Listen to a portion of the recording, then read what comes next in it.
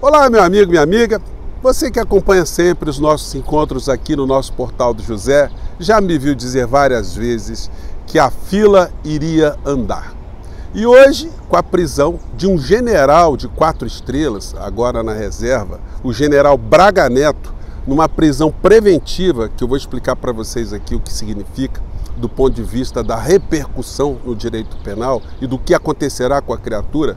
Você acredita que as filas agora vão andar com mais velocidade? Bom, o clã do inelegível está acreditando, mas eles já sabem também que o papai já está devidamente monitorado, como estava monitorado o general Braga Neto. Vou conversar com vocês sobre alguns aspectos técnicos, políticos e jurídicos dessa prisão do general Braga Neto, nessa fila que começa a ganhar mais tração e promete deixar o general Braga Neto bem de molho nesses festejos natalinos. Bom, antes de mais nada, antes de entrarmos aqui nos temas, quero convidar você que está chegando agora ao nosso portal, ainda não é inscrito, para que, em primeiro lugar, você se inscreva aqui conosco, que venha conhecer também os nossos outros vídeos. Se você gostar, compartilhe, recomende. Não esqueça de participar dando seu joinha, o seu comentário. E se puder, venha também para o nosso clube de membros. Você que é muito bem-vindo e muito bem-vinda. Gente, eu quero começar aqui o nosso papo de hoje mandando uma felicitação de aniversário para uma figura que certamente vocês admiram muito, porque ontem ele completou aniversário.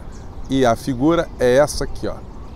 O ministro Alexandre de Moraes, que resolveu dar um presente para nós, para a democracia que é o nosso país, decretando a prisão do general Braga Neto por interdição, por atrapalhar investigações, obstrução da justiça, que são uma das causas que legitimam a decretação de uma prisão preventiva. Essa prisão preventiva, ela decorreu de um pedido da Polícia Federal, que levantando tudo o que aconteceu nos últimos tempos aqui no nosso país e que estava monitorando o general Braga Neto, identificou ali uma intervenção dele indevida para conseguir tumultuar o processo, fazendo ali ligações diretas para o pai de Mauro Cid, conseguindo peças da delação de Mauro Cid para preparar a sua defesa, coisa que ele estava absolutamente proibido. Não foi por outra razão que nessa semana vocês acompanharam que a figura do inelegível pediu para ir à missa de 7º dia da mãe do Valdemar da Costa Neto, e lá tivemos uma cena constrangedora, que foi o fato do Bolsonaro impedido de falar com o Braga Neto, com o Valdemar da Costa Neto, ao vislumbrá-lo, apenas deu um abraço, deu um cumprimento, ficou caladinho, não deu um pio, justamente para também não legitimar um pedido de uma prisão preventiva, que está prevista no artigo 312 do Código de Processo Penal. Toda vez que alguém ameaçar a ordem pública, ameaçar testemunhas, tentar interferir nas apurações, interferir no destino do inquérito, pode ser decretada uma prisão preventiva, que não tem prazo para terminar. Enquanto a ameaça estiver presente, ou ela for possível de ser implementada, a justificação para a prisão preventiva ela fica mantida, que é o caso do general Braga Neto. E, portanto, ao que tudo indica, nós vamos entrar agora no recesso judiciário, o judiciário vai operar ali em sistemas de plantão, ele vai passar aí o Natal e o Ano Novo no Chilindró. Por mais confortável que seja a instalação, é uma situação que, há algum tempo atrás, no Brasil nunca se imaginou. Um general que vai fazer companhia a um outro general, Kides Pretos, que já está preso, e nós teremos aí mais pessoas presas no meio dessa história toda. Agora, o ministro Alexandre de Moraes, ele se deu de presente aliás, ele não vamos pensar assim, né? O presente foi mais para a democracia. No dia do aniversário dele, ele estava trabalhando, né? Mas a coisa começa assim: a Polícia Federal pediu a prisão preventiva de um elemento que estava colocando em risco o curso das investigações. Esse pedido chegou até o ministro Alexandre de Moraes, que é o relator desses inquéritos, e o ministro Alexandre de Moraes, por uma questão de prudência, uma questão de ter uma garantia adicional, enviou essas peças para o Procurador-Geral da República, o senhor Paulo Gonet.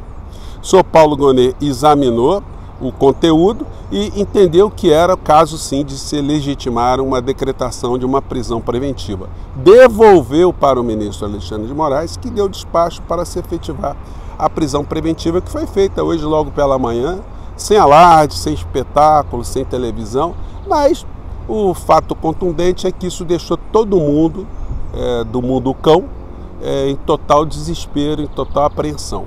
Porque o Bolsonaro sabe que a partir de agora a brincadeira ficou muito mais séria do que ele poderia imaginar. Qualquer deslize, qualquer tentativa de obstrução de justiça, qualquer tipo de consulta, qualquer tipo de interferência pode ser decretada uma prisão preventiva desse elemento. O que faria com que os julgamentos aqui no nosso país, eles tivessem uma velocidade maior, porque eles dependem inclusive da propositura de uma ação penal que ainda não aconteceu.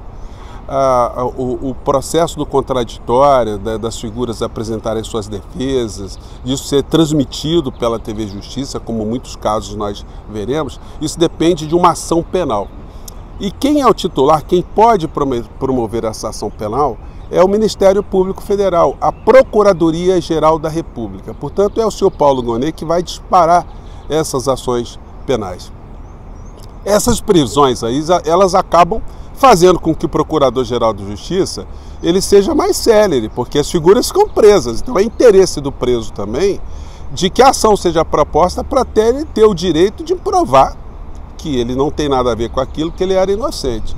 Só que a situação para essa gente está muito complicada, porque os elementos de provas são muito contundentes. O Mauro Cid, ele apagou muita coisa, mas muita coisa foi resgatada, muita coisa foi recuperada, muitos rastros foram deixados, porque essa gente achou, de fato, que eles conseguiriam dar um golpe, que não haveria nenhum tipo de resistência, que a sociedade iria ficar inerte, que ninguém ia fazer absolutamente nada, já que eles tinham os tanques, tinham as forças, tinham as armas, tinham milícias, tinham apoios em segmentos da sociedade, segmentos extremistas, inclusive do mundo da religião. Eles achavam que tinham as redes sociais e que isso tudo bastaria para essa gente conseguir dar um golpe no nosso país para permanecerem no poder, questionar o sistema eleitoral, anular as eleições presidenciais e mais do que isso, né? Num ato absolutamente insano, extremado, eles estavam pretendendo, inclusive, matar o ministro Alexandre de Moraes, o presidente Lula e o vice-presidente Geraldo Alckmin. Ontem, nesse dia 13, dia do aniversário do ministro Alexandre de Moraes, nós tivemos também um voto do ministro André Mendonça.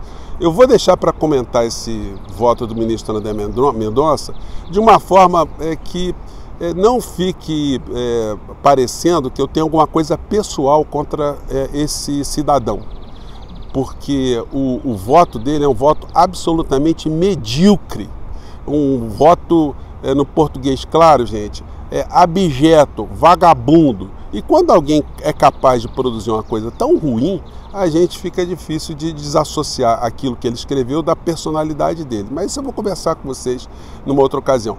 Mais tarde nós teremos mais elementos sobre as razões pelas quais o ministro Alexandre de Moraes decretou a prisão desse meliante de 4 estrelas. Porque ali nós veremos tudo o que aconteceu nesses últimos dias, porque tem fatos novos no meio dessa história aí. Evidentemente, o bolsonarismo, a extrema-direita, vai querer questionar se aquilo que foi descoberto pela Polícia Federal são causas, ou é causa, para que legitime a prisão preventiva. Mas essa é uma discussão jurídica aí que eles vão ter que se debruçar. O ministro Alexandre de Moraes, o Procurador-Geral da República e a Polícia Federal certamente não estão blefando e não brincaram com essa história, não. Isso abre uma porteira gigantesca aqui no nosso país para a fila continuar cada vez mais acelerada e mais producente no sentido da gente alcançar aqui no nosso país aquilo que nós estamos perseguindo há tanto tempo, a justiça, que ainda nem começou ainda, porque tem muita gente aqui no Brasil que perdeu os seus entes queridos e nós não podemos esquecer os 750 mil mortos que nós tivemos aqui no nosso país, que tiveram responsáveis diretos. Esses mesmos que queriam matar pessoas de uma forma individualizada foram os mesmos que ajudaram a matar centenas e centenas de pessoas aqui no nosso país. Isso não vai poder ficar impune, não.